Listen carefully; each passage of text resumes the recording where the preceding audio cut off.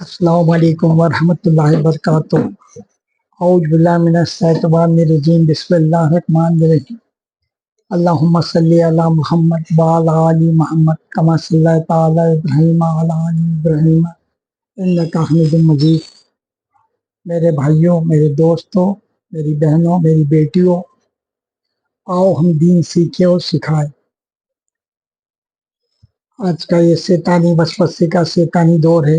इससे अल्लाह हमें, हमारी बहन बेटियों को, मां बहनों को महफूज रखे और अल्लाह की पनाह में रखे।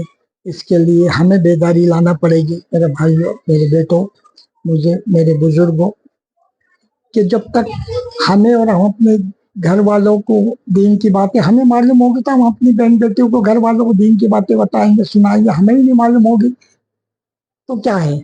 हमारा यही है, रोजमर्रा का काम है। काम कर लिया, कमा लिया, खा लिया, घर पे आ गए, जो वक्त मिला नमाज पढ़ ली। उसकी अहमियत भी मालूम नहीं कि पढ़ने से क्या फायदा, नहीं पढ़ने से क्या नुकसान है। आ गए, खा लिए, सो लिए, बच्चे पैदा कर दिए, बस यही अपनी जिंदगी, अपन यही समझते हैं। अगर यही सब कुछ होता तो मेरे आका हुजूर सरवर कायनात जनाब मोहम्मद मुस्तफ़ा सल्लल्लाहु अलैहि वसल्लम भी कर सकते थे, आप भी बच सकते हैं। लेकिन मेरे अल्लाह पाक ने मेरे आका हुजूर सल्लल्लाहु अलैहि वसल्लम को नबूवत के लिए चुना और आखिरी जमा रहे आप। आपके बाद कोई नबी पैगंबर नहीं आएंगे। नबूवत का सिलसिला यहीं पे खत्म है। अल्लाह पाक ने जब आपको चुना और आपके हाथ में नबूवत की बागडोर दी तो उस दौर में बहुत कठिन दौर था। सब मेरा आका हुजूर सल्लल्लाहु अलैहि वसल्लम के खानदान के लोग भी, दादा परदादा भी, बाप दादा भी, चाचा बाबा भी, सभी कोई और ही दीन मानते थे। जो पूजा पाठ चलती थी उन्हें मानते थे। लेकिन जब मेरा आका हुजूर सल्लल्लाहु अलैहि वसल्लम ने दीन की दावत दी तो कोई इनकार ही करते थे, कोई सबको अजूबा लगता था। जिस वक्त आपको अल्लाह पाक ने नबूवत से नवाजा, आपकी मेहनत से, मुश्किल से 39 सहाबा इकराम ईमान लाए थे। 39। और उससे आपके जितने कुरैश थे, आपके रिश्तेदारी थे, वो बिल्कुल परेशान हो गए थे। वो कह ये इन्होंने पब्लिसिटी करी, उन्होंने एका किया और मंसूबे तैयार किए कि किसी तरह से मोहम्मद को सल्लल्लाहु अलैहि वसल्लम को नुकसान पहुंचाए और उसके दिल से उसे फेरे हम। क्योंकि कुछ लोग जा रहे हैं और जो अच्छाई थी वो अच्छाई सबके बीच में थी। तो अब कुरैशों ने कहा कि किसे चुने, तो सबकी नज़र में एक शख्स आए थे, उनका नाम सहाबा इकराम होने वाले थे। हजरत अबू बकर सिद्दीक अकबर रज़ियल्लाहु ताला अन्हु के कहीं से उनसे ताल्लुकात भी अच्छे थे क्योंकि एक ही जगह रहते थे। हजरत उमर फारूक आजम रज़ियल्लाहु ताला अन्हु गुस्से के बहुत तेज थे, तलवार हमेशा म्यान से बाहर रहती थी। सब कुरैशों ने उनको कहा कि भाई देखिए, ये मोहम्मद सल्लल्लाहु अलैहि वसल्लम आसमानी सुल्तानी बातें बताते हैं, हमसे अलग हटके कोई अलग खुदा की बातें करते हैं। जो हमारे बाप दादा जिससे पूछते थे, जिसे मानते थे, वो कुछ अलग हटके बात करते हैं। तो ये अपने तबके में, अपने इसमें एक खलल पैदा कर रहे हैं, इसलिए तुम जरा इनसे बातचीत करो। वो उन्होंने जो अल्फाज का इस्तेमाल करा था, मैं तो बहुत गुनहगार हूँ, मैं कर ही नहीं सकता हूँ, लेकिन आपको शॉर्टकट में बता रहा हूँ कि जब उनने बोला तो आप बिल्कुल गुस्से में थे और आप तलवार मियान से बाहर थी और आपको नुकसान पहुंचाने की, मेरे आका को नुकसान पहुंचाने की नीयत से वो घर से निकले। और जैसे रास्ते में उनको साद रज़ियल्लाहु ताला अन्हु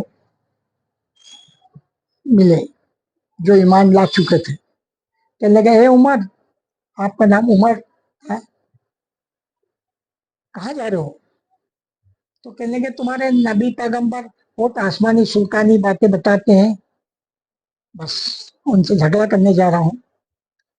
तो हजरत शाद रज़ियल्लाहु ताला अन्हु कहने लगे कि रुक, पहले अपने घर में तो देखो।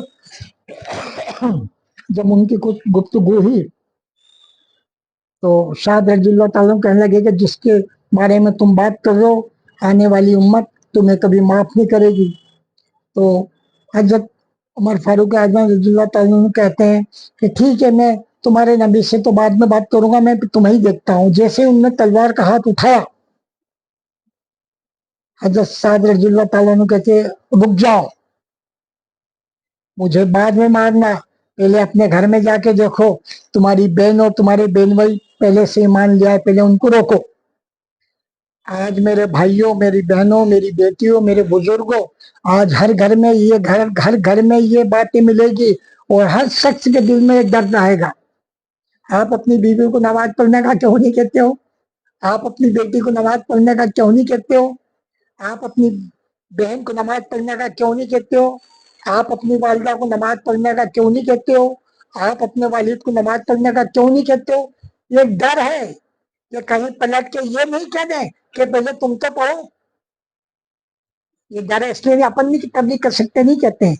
यही 1400 साल पहले भी साद रज़ियल्लाहु ताला अन्हु ने कहा था हज़रत उमर फारूक रज़ियल्लाहु ताला अन्हु से कि रुक जाओ उमर, पहले अपने घर जाइए और अपनी बहन बहनियों को रोको, वो तो पहले ही मान लिया है।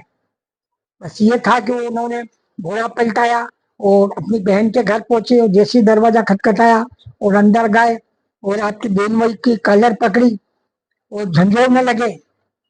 उनकी बहन ने उनका कॉलर छुड़ाया।